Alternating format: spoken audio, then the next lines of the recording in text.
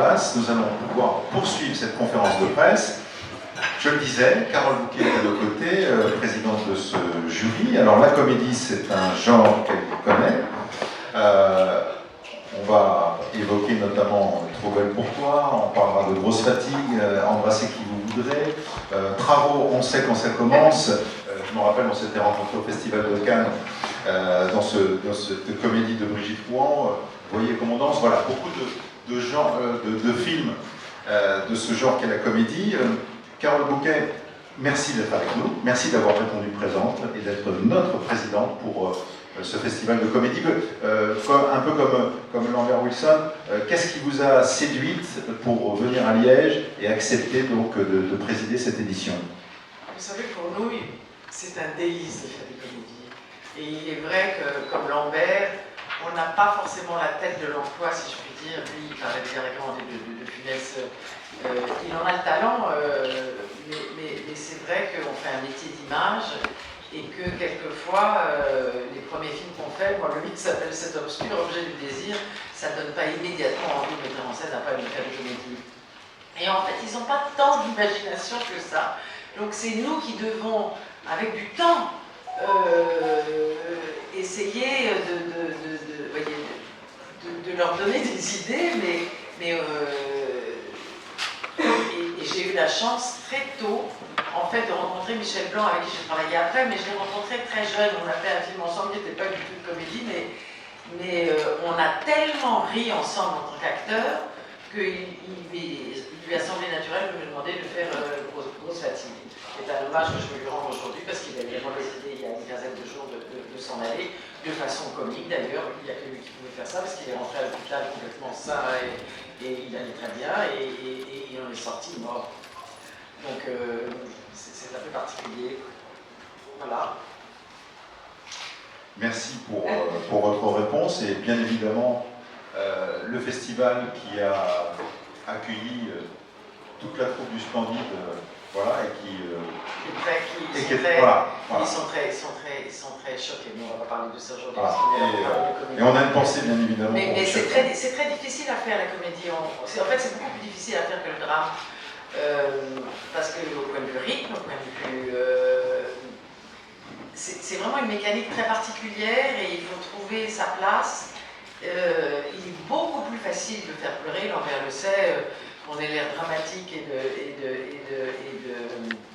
et de souffrir. En fait, pour nous, dont c'est le métier, c'est beaucoup plus facile que la comédie. La comédie, c'est comme une horloge ou c'est comme une montre suisse, vous voyez ce que je veux dire. C'est un tic-tac permanent et extrêmement précis, très rigoureux, et ça demande un travail très spécifique, où on a l'impression qu'en fait on est lâché par rapport au drame. Non, c'est exactement le contraire. En fait, c'est un travail d'une précision, et on sera tout d'accord autour de cette table, beaucoup plus grand que quand on joue des pièces de Cutter, par exemple, qui sont merveilleuses, mais où on a à la limite plus de liberté que dans une comédie. Où si vous riez pas, vous imaginez dans une comédie ce qui se passe, c'est dramatique. Même sur scène, quand vous jouez quelque chose de drôle et que les gens ne rient pas, vous imaginez par exemple, moi qui ne fais pas des one-man shows, mais Muriel Robin entrer dans un zénith et n'avoir aucun rire. C'est un cauchemar, et ça peut arriver, hein, d'un coup de rater un spectacle. Mais quand vous faites des drames, vous ne savez pas au fond tellement ce qui se passe. Quand vous êtes dans une comédie, si les gens ne rient pas, vous l'entendez. Hein. Je peux vous dire que la résonance est immense à ce moment-là, et vous avez qu'une envie, c'est de vous sauver, mais c'est trop tard. Donc ça demande en fait beaucoup de travail, mais c'est merveilleux à faire. Oui, effectivement, c'est une mécanique de précision. Et c'est un genre qui doit être pratiqué avec beaucoup de talent et beaucoup de professionnalisme. Vous avez dit, Carole Bouquet, rien plus haut que le rire dans la vie, comme au cinéma. Donc ça fait vraiment partie de votre quotidien. Voilà. J'essaye, c'est-à-dire que si je pouvais avoir quelques fous rires par jour, je serais vraiment la femme la plus heureuse du monde. J'en ai pas tous les jours.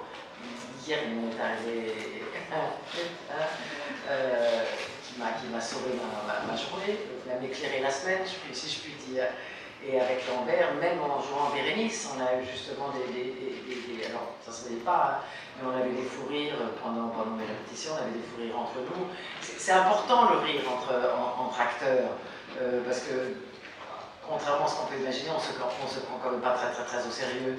Dire, on est des saltimbanques, donc certes on joue peut-être du Racine, mais enfin au fond de nous, ce qu'on aime plus que tout, c'est les clowns.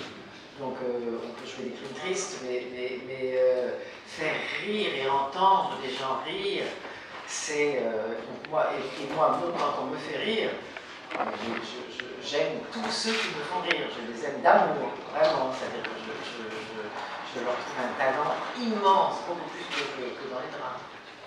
Qu'est-ce qui va vous guider en tant que présidente au cours des jours qui viennent dans cette mission qui est la vôtre? C'est aussi simple que ça, les fous rires que j'aurai, les rires que j'aurai, j'ai vraiment des souvenirs, je ne dirais pas le nom du film parce que sinon c'est pas bien, mais j'ai des souvenirs presque de glisser sur mon fauteuil au cinéma.